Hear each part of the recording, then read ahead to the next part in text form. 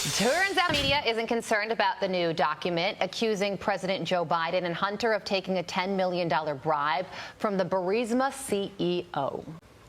Democrats would be quick to point out that that's not what this document does. And frankly, in reading it, there are even some things that could be lost in translation between the Russian that was being spoken by this informant. Republicans are going to point to this continuously as a clear sign of wrongdoing or potential wrongdoing and use it to continue to bolster these investigations that we saw them do earlier this week with IRS so-called whistleblowers.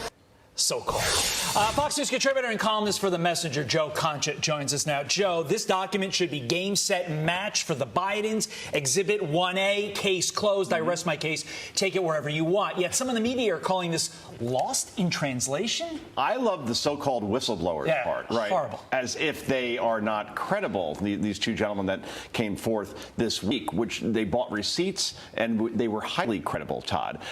Look, I want to be quick because we want to get to Gary LaVox, right? The great Gary LaVox on Fox and Friends All-American Weekend coming up soon. I can't wait for that.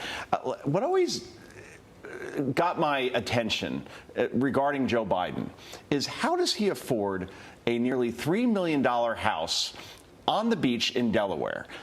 Houses on the beach, whether it's New Jersey, Delaware, where you pick a beach, it's a lot of money, right? And as a senator and as a vice president, he didn't make a lot of money. He didn't do like the big speeches like the Clintons did, for example. So in 2017, he purchased that house in Rehoboth, Delaware, for nearly $3 million. Suddenly that money came in. Where did it come from? And then you hear these whistleblowers, not so-called, actual whistleblowers this week, talk about all the money that went to Hunter Biden and how the 10% went to the big guy and Joe Biden is the big guy, and all that money just happened to come in right when he bought this house. I mean, that's the easy connection here, right?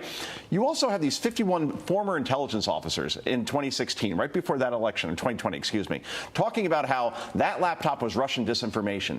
Yet they didn't see the laptop. They didn't examine it in any way, shape, or form. It's like a coroner that declares a cause of death without seeing the body, right? And many of these intelligence officers went on to work for CNN and MSNBC, and you can't tell them from Rachel Maddow or Keith Olbermann because they're so partisan at this point. So a lot of smoke here, but a lot of fire as well. And CNN, ABC, NBC, all these places either ignored the story or dismissed it like the way we just heard, and it's not going away. It's only going to get worse. And follow the money. The whistleblower said during his congressional testimony this week that all in, the Bidens made $17 million from foreign sources. Yeah.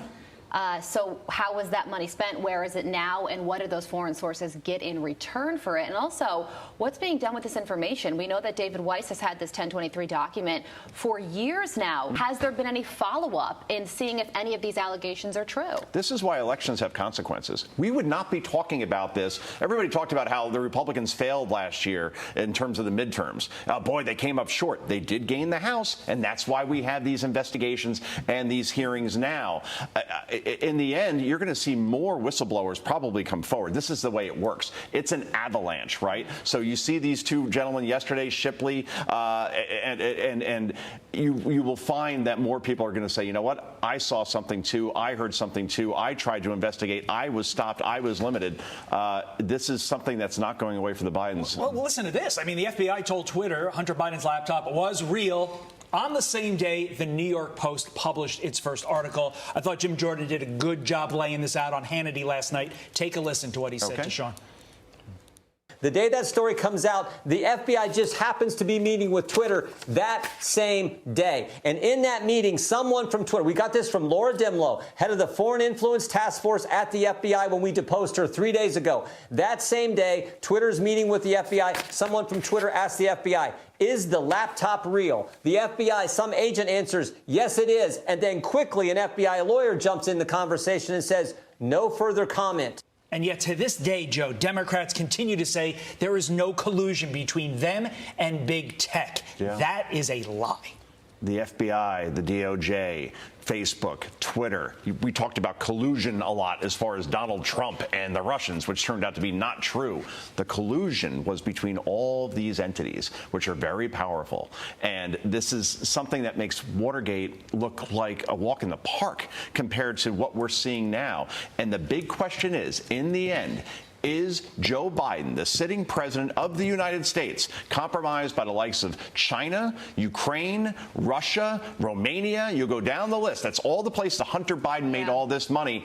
And if 10% went to Joe Biden, then that answer is yes. Why the heck would Twitter censor the story about the Hunter Biden laptop if on day one they knew from the FBI that the laptop was real, and it took the media about 2 years to even acknowledge that the laptop was real, even though they had the information because from they the day it was serve published. at the pleasure of the Democratic Party, Carly. No question about it. Fox and Friends starts. He's taking our job right now. I'm Steve Ducey. I'm Brian Kilmeade. And I'm Ainsley Earhart. And click here to subscribe to